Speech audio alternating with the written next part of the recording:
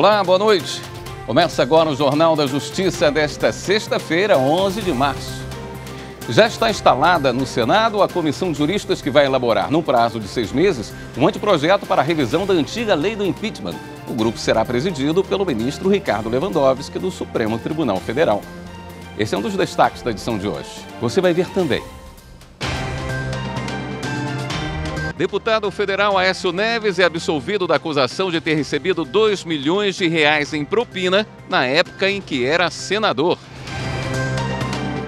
Presidente da Fundação Cultural Palmares vira réu por injúria e difamação após queixa-crime apresentada por deputada federal.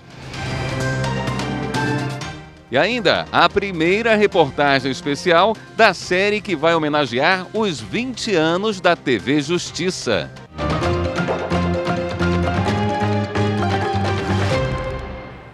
Foi instalada hoje no Senado a comissão de juristas que vai elaborar um anteprojeto ao Congresso para a revisão da antiga lei do impeachment.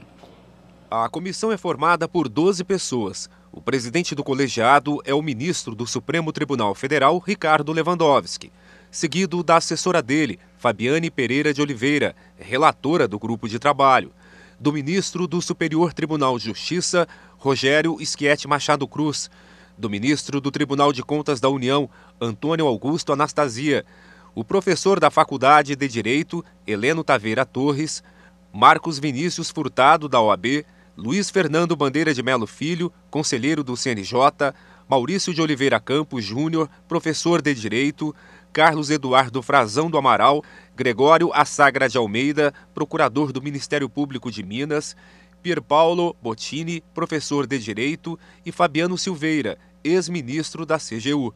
O grupo terá 6 meses para elaborar um anteprojeto para ajudar na revisão da lei do impeachment, editada em 1950, que prevê os ritos do processo e detalha os crimes de responsabilidade que levam à destituição de um presidente da República e também de ministros de Estado, ministros do Supremo e do Procurador-Geral da República.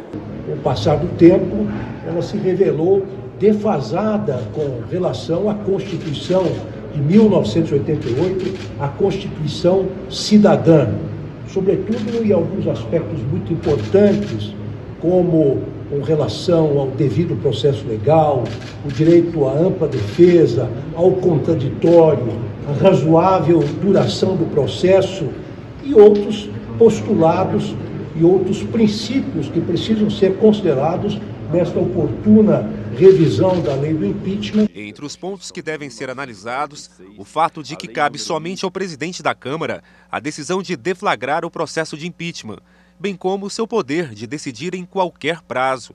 Outra questão é a falta de ampla defesa do presidente da República após a apresentação da denúncia e antes da decisão do presidente da Câmara de aceitá-la ou rejeitá-la. Quando o anteprojeto ficar pronto, o material será encaminhado às comissões do Congresso para ajustes. Um trabalho que nós confiamos que será muito bem feito e, uma vez apresentado o anteprojeto dentro do prazo estipulado pela comissão, nós então apresentaremos o projeto no âmbito do Senado Federal para que ele possa ter a sua tramitação regular e aí sim haver a contribuição daquilo que é fundamental no parlamento e essência da democracia, que é a maioria do Senado Federal decidir em cada dispositivo, inciso, parágrafo, o que deve prevalecer em relação ao anteprojeto. O Supremo Tribunal Federal, em parceria com a Universidade de Münster, na Alemanha, promoveu hoje o seminário online Cortes Constitucionais e Proteção Contra a Majoritária. O ministro Luiz Roberto Barroso fez a palestra principal da edição. A proteção contra-majoritária é o princípio usado para impedir que a maioria se aproveite de instrumentos democráticos para oprimir as minorias.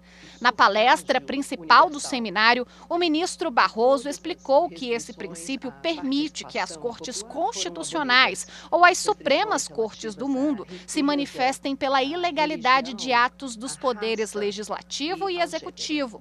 A medida é usada para garantir o livre exercício da democracia maioria porque coloca a Constituição como protagonista dos direitos dos cidadãos. Um dos casos de sucesso no Supremo Tribunal Federal citado pelo ministro foi a proibição do nepotismo, o favorecimento de parentes em cargos públicos. Demanda social que teve a atuação do Judiciário por não haver legislação adequada sobre o tema. Barroso falou ainda sobre as recentes decisões do STF para garantir o exercício democrático nas áreas da liberdade de expressão, da participação da sociedade civil em entidades, da proteção do meio ambiente, dos direitos indígenas e contra os ataques ao próprio Supremo. O seminário virtual foi transmitido pelo canal do Supremo Tribunal Federal no YouTube.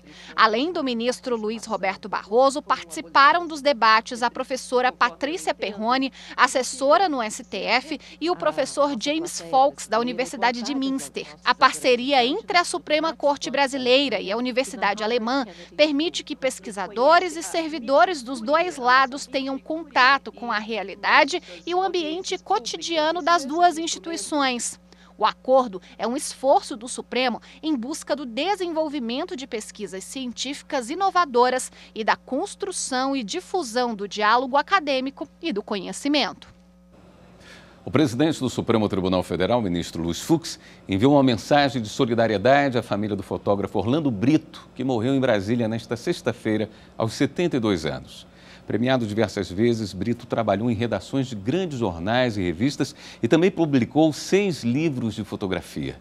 Segundo o ministro, o jornalismo brasileiro perde um fotógrafo de excelência que registrou imagens que deixaram e deixarão marcas na história de nosso país.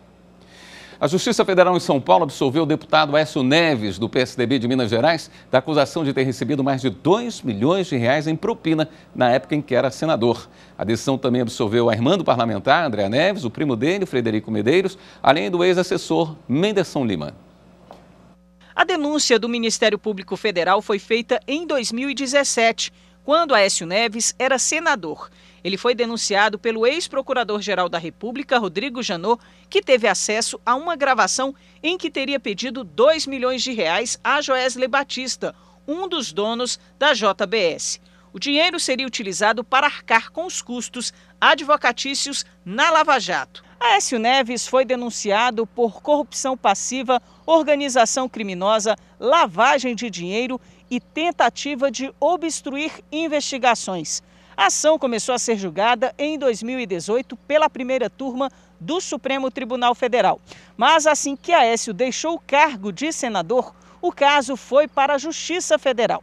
Agora, o juiz Alim Mazloum, da 7ª Vara Criminal de São Paulo, decidiu absolver Aécio Neves por entender que não havia provas do crime de corrupção passiva, como queria a PGR.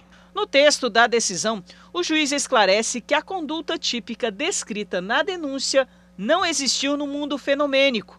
Em outras palavras, está provada a inexistência do crime de corrupção passiva narrado pela PGR.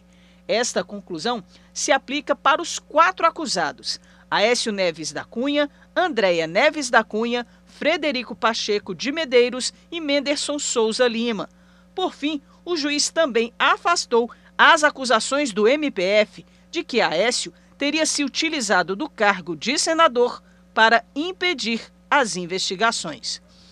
O presidente da Fundação Palmares virou réu por injúria e difamação. A Justiça Federal do DF aceitou a queixa-crime apresentada pela deputada Tabata Amaral. Segundo a deputada federal Tabata Amaral, Sérgio Camargo compartilhou nas redes sociais uma frase falsa da parlamentar, que teria sido dirigida a Jair Bolsonaro, e uma suposta resposta do presidente da República. Tabata divulgou na imprensa que iria processar o presidente da Fundação Cultural Palmares. De acordo com a deputada, ele usou de novo as redes sociais para insinuar que ela teria sido racista ao denunciá-lo por fake news. A 15ª Vara Federal Criminal do Distrito Federal aceitou a queixa-crime da parlamentar. Na decisão, o juiz Renato Borelli afirma: encontram-se presentes os pressupostos processuais e condições da ação, podendo-se extrair de todo o arrazoado e do conjunto probatório reunido até o presente momento elementos que evidenciam a materialidade dos crimes e indícios de autoria, os quais justificam a instauração do processo penal. O presidente da Fundação Cultural Palmares virou réu e vai ser investigado por 2 crimes previstos no Código Penal: injúria e difamação. O juiz determinou que Sérgio Camargo responda à acusação por escrito até o próximo dia 17. A juíza Flávia Nolasco, da 9ª Vara Federal de Brasília, deu prazo de 72 horas para que a Advocacia Geral da União e a Petrobras se manifestem na ação civil pública que pede a suspensão do aumento do preço dos combustíveis anunciado ontem. De acordo com a Petrobras, somente a gasolina deve aumentar quase 19%. A ação foi ajuizada por entidades que representam os transportadores de cargas e a Frente Parlamentar Mista do Caminhoneiro, que reúne 235 deputados e 22 senadores. O pedido é para que o reajuste anunciado seja suspenso imediatamente. E a seguir, o Senado vai aderir ao Programa Permanente de Enfrentamento à Desinformação do Tribunal Superior Eleitoral. Voltamos em instantes.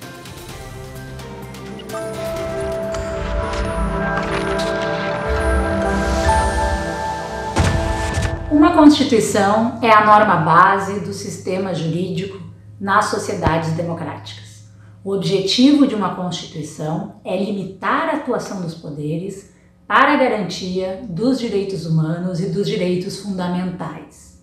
A Constituição é a norma de hierarquia superior num sistema jurídico democrático e condiciona hierarquicamente as demais normas, seja no seu critério material, seja no seu critério formal.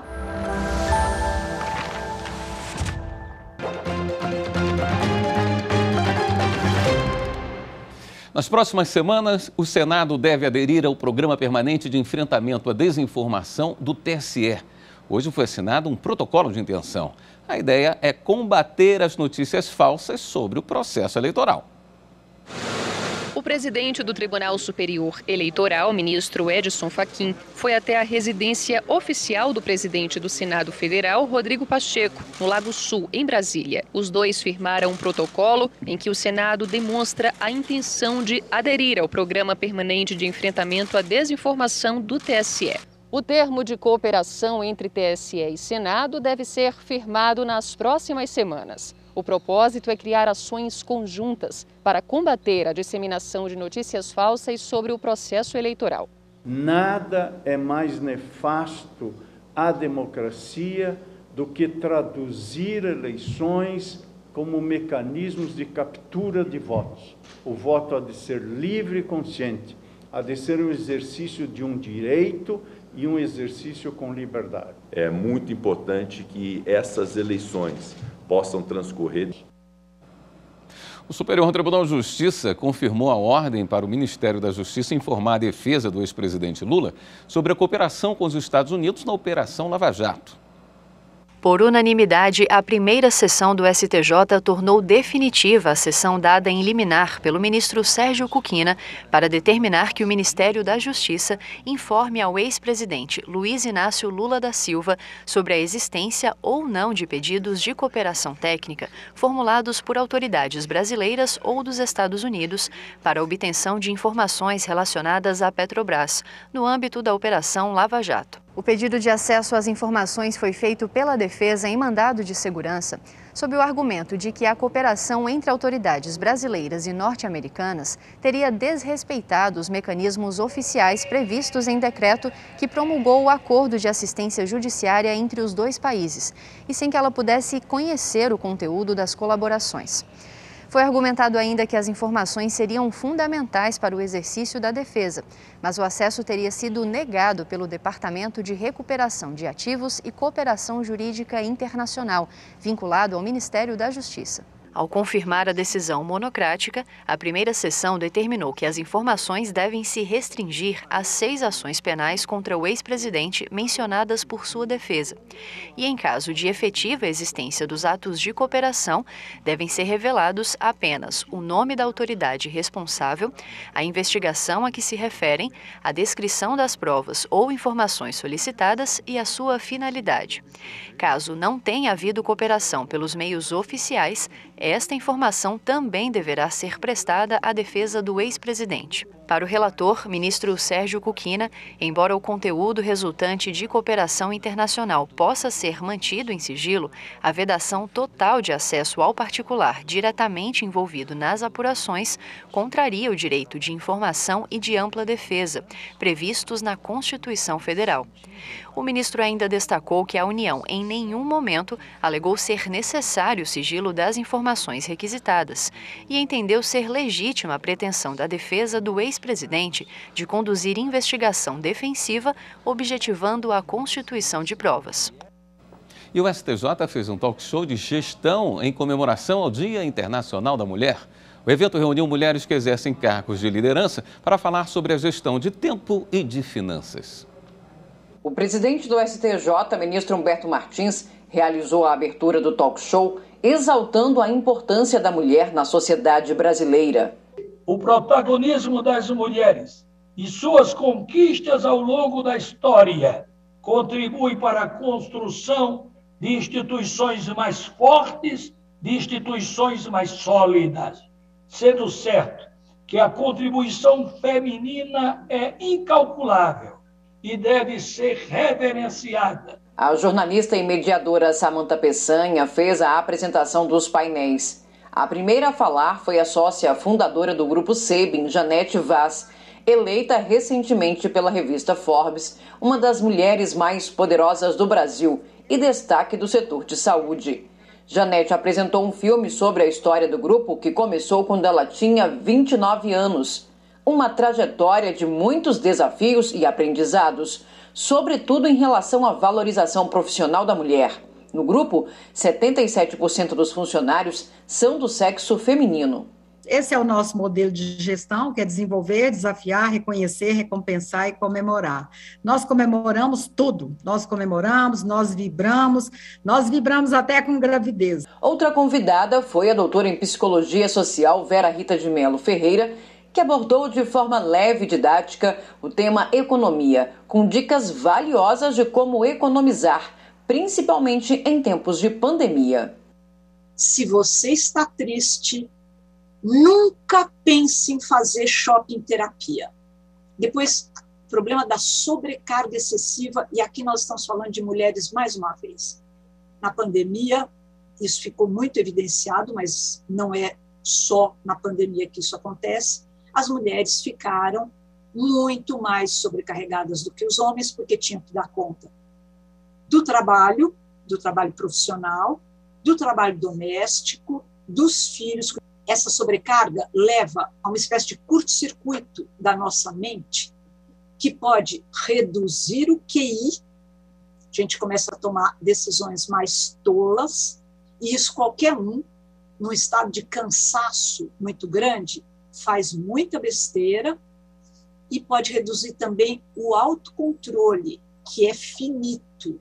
O evento também contou com a participação de servidores do STJ que compartilharam experiências sobre gestão de finanças e de tempo e como é importante a divisão de tarefas entre homens e mulheres na rotina da família. O evento completo está disponível no canal do STJ no YouTube. E no próximo bloco, a gente exibe uma reportagem especial sobre os 20 anos da TV Justiça. Voltamos já.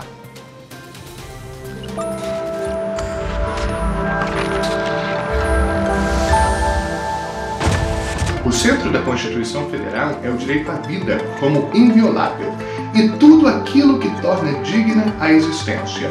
A segurança, as normas do trabalho, a economia justa, a proteção das nossas crianças e adolescentes, o amparo às nossas famílias, a saúde e muito mais. Por isso, quanto mais a Constituição for conhecida e cumprida, mais perto nós estaremos da nação próspera em que todos nós sonhamos viver.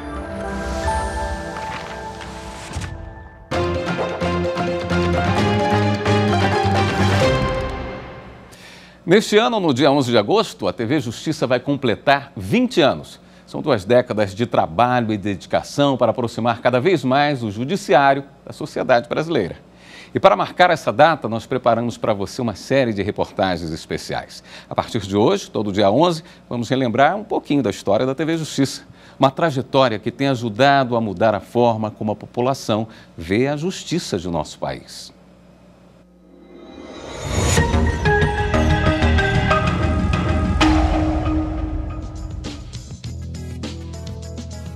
A ideia de criar uma emissora de TV institucional e informativa sobre o Poder Judiciário saiu do gabinete do ministro Marco Aurélio. Ele queria que se tivesse a segurança de que era um projeto viável, de que haveria orçamento para isso, de que haveria capacitação técnica para isso, de que haveria a possibilidade legislativa disso, né?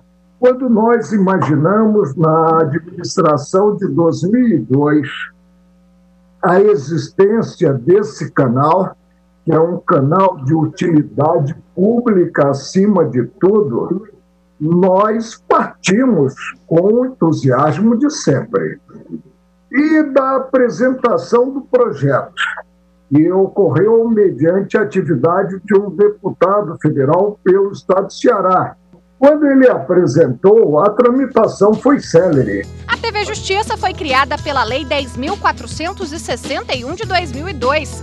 A legislação reserva um canal ao Supremo Tribunal Federal para a divulgação dos atos do Poder Judiciário e dos serviços essenciais da Justiça. Marco Aurélio era presidente do Supremo Tribunal Federal quando assumiu também a presidência da República por 5 vezes, substituindo o Fernando Henrique Cardoso. Eu indaguei ao presidente da República, que ia viajar, qual era a opinião dele sobre certo projeto. Ele me perguntou de que trata esse projeto. Eu disse, da TV Justiça, Vossa Excelência sanciona ou veta esse projeto? E ele, então, democrata, né, ele me respondeu, Marco Aurélio, a sanção e veto são seus. Pude, num jargão, então, futebolístico, bater o córner e cabecear gol, né? Era o início de um novo desafio, tirar a emissora do papel.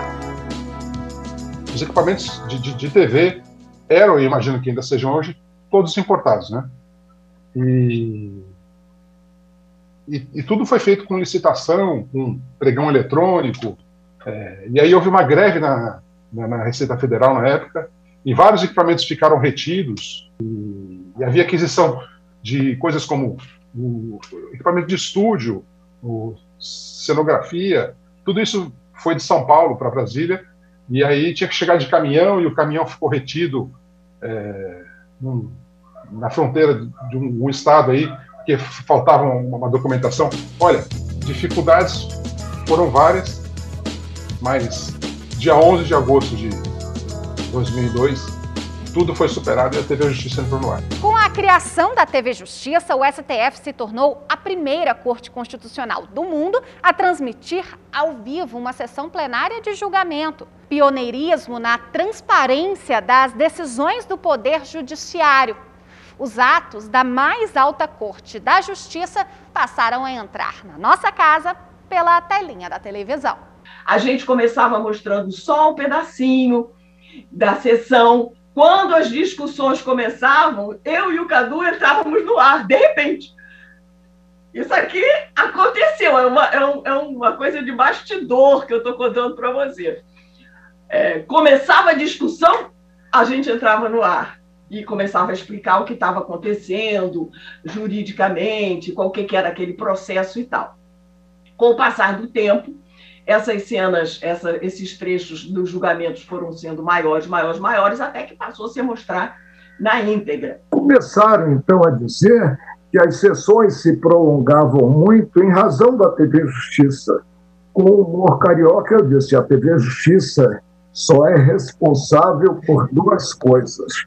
O penteado coque impecável da ministra Ellen Grace e a melhoria das nossas gravatas. A programação da emissora permitiu que a Justiça prestasse um serviço ainda mais próximo à sociedade. Era tido sempre como um poder fechado, sem abertura, sem ninguém saber o que estava acontecendo no judiciário, salvo quando tinha notícia na Voz do Brasil falando sobre o judiciário. No mais, nada se sabia, e quando se sabia, era sempre alguém fazendo alguma matéria negativa. Na época em que a TV Justiça foi implantada, não se conhecia nem os termos e nem se conhecia direito como o judiciário funcionava. Ninguém explicava, nem na mídia, o que era, por exemplo, a diferença entre uma decisão definitiva e uma decisão provisória, uma liminar, a diferença entre parecer e sentença. Essas coisas começaram a ser explicadas na TV Justiça. Eu costumo dizer que algo que tem que dar certo, dará certo. Foi muito gratificante ter sancionado a lei da criação da TV Justiça.